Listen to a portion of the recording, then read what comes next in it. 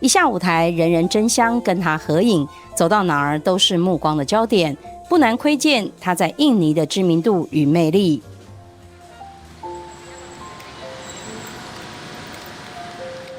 这个以散播欢笑为业的艺人，在青少年时期其实是撒旦教的一员，甚至是其中被挑选出来的精兵。他怀着恶意的修炼，像是破坏基督教会的聚会，就是他的目标之一。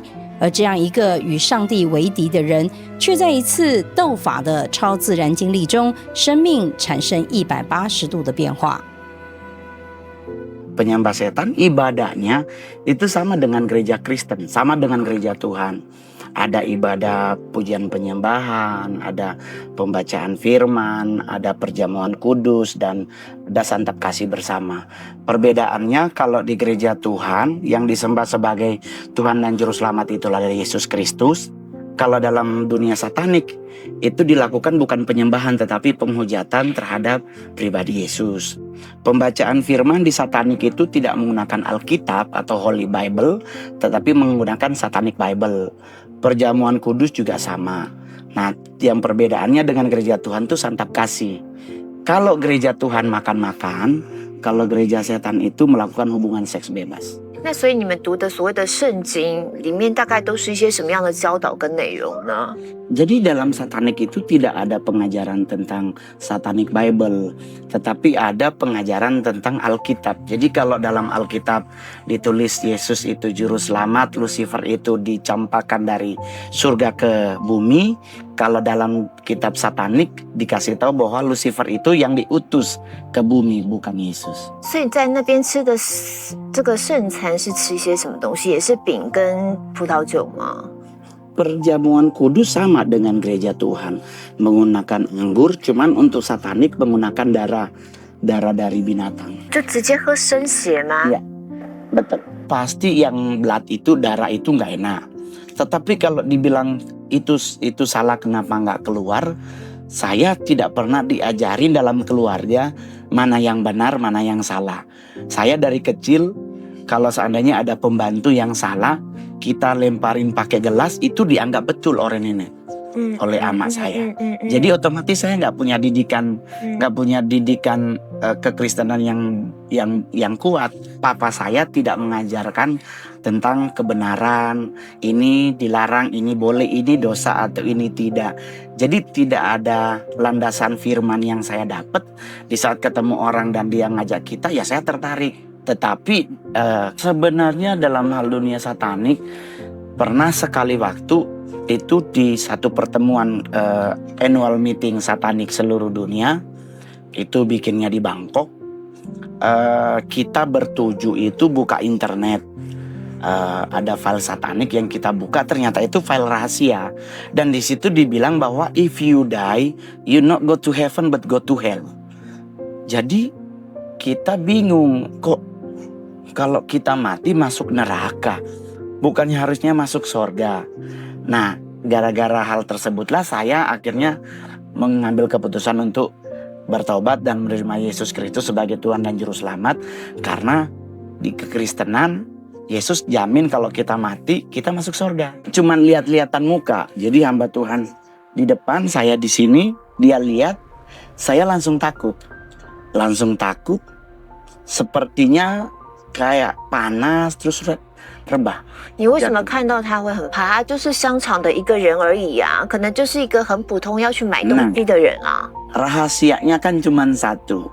Setiap anak Tuhan yang dikasihi Tuhan itu punya malaikat yang menjaga hidupnya. Di saat kita mendapat serangan dari siapapun, entah dari satanik, dari para dukun atau dari siapapun, malaikat Tuhan yang akan membela kita.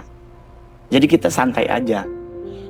Dan di saat itu terjadi, berarti malaikat Tuhan yang berperang dengan malaikat kegelapan saya, malaikat kegelapan Mongol kalah, saya dimenangkan. 所以他的天使跟你的黑天使打架， Iya. 是怎么个一个打法？ Antara malaikat Tuhan dengan malaikat kegelapan, perangnya ya pasti peperangan pasti ada dalam alam roh. Saya udah tahu kalah, saya mau lari. Saya lari. Masalahnya kaki dua ini nggak bisa diangkat. Akhirnya terlubuh. 跌倒就昏倒了吗？有意识吗？ Pingsan. Jadi pingsan dibawa ke rumah, sadarnya udah dalam kamar. Dan di kamar itu pendetanya sedang puterin lagu rohani yang judulnya itu Haleluya. 你昏倒的时间大概多久？你在他们家躺了多久才醒过来？ Kalau mau dihitung berapa lama sih kayaknya lama. Karena dari mall untuk ke rumahnya ibu ini, penginapan ibu ini jauh. Mungkin bisa sejam atau 2 jam lebih. 所以你那时候昏倒之后，到了那个牧师家里，你醒来之后，你第一件事情做了什么？你当时第一个念头是什么？ Saya yang paling pertama yang dilakukan di saat sadar dari pingsan tersebut adalah baca Alkitab. The real Bible. Selama ini kan bacanya Satanic Bible. Sekarang setelah pas di rumah tersebut, kita baru baca Alkitab dan dituntun oleh ibu tersebut untuk baca Alkitab. 你起来之后，你都不会第一时间想要跑，想说我现在人在哪里，感觉到很害怕吗？ Sebenarnya kalau soal rasa, saya itu waktu reba itu bahkan mungkin sampai saya sadar itu, saya tuh takut banget. Kayak apa ya? Kayak ketemu sesuatu yang kayak pingin ngebunuh kita. Waktu di rumah yang si ibu itu kan memang saya mau lari tapi kan nggak bisa lari. Karena tetap kaki kayak ada yang nahan. Itu juga hamba Tuhan tersebut juga tahu kalau saya ketakutan. Akhirnya disuruh baca Alkitab. Dari situlah saya mulai baca Alkitab tiap hari. Nah, jadi nyanyi, belajar tiap hari, everyday. Jadi setiap pagi doa pagi, setiap malam doa malam, diajarin oleh ibu tersebut sampai saya punya keberanian sendiri untuk berdiri bahwa saya lebih dari setan. Sebenarnya begini, proses pertobatan saya juga satu hal yang pasti adalah seumur hidup saya itu belum pernah tersenyum. Karena saya orangnya dari dulu itu selalu dibilang high emotional people, pemarah. Nah, jadi setelah bertobat saya bisa tersenyum, saya ngambil keputusan untuk belajar firman Tuhan. Karena saya pingin bertobatnya itu benar-benar bertobat, bukan cuman main-main. Karena kalau bertobatnya main-main nanti juga Tuhan marah. Mending dimarahin setan daripada dimarahin Tuhan. Karena kalau dimarahin setan masih boleh dikompromikan, tetapi kalau Tuhan yang marah udah susah dikompromi. Pernah juga kayak kita kan punya cincin satanik.